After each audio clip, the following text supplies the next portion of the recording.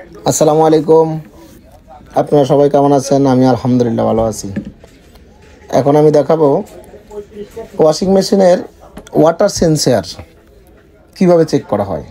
একটা ভালো সেন্সর কিভাবে চেক করবেন, ভালো না নষ্ট হয়ে গেছে, এটা মিটারের মাধ্যমে চেক করলে বুঝতে পারবেন। এই সেন্সরটার 3টা টার্মিনাল আছে, 1 2 3। মনে রাখবেন সহজে 1 আর 2 যদি মিটার ধরেন তাহলে কোনো ওহমস দেখাবে না। 2 পাশের 2টা ধরবেন তাহলে আপনার ওহমস দেখাবে।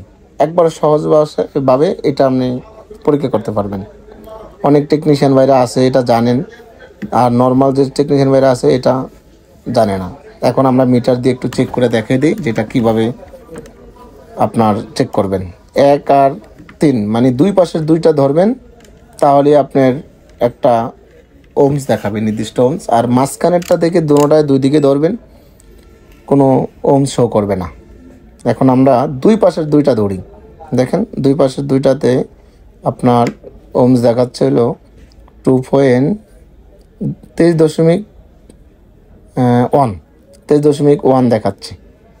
আর মাঝখানার পাশে একটা ধরি, দেখেন এটা কিছুই দেখাচ্ছে না।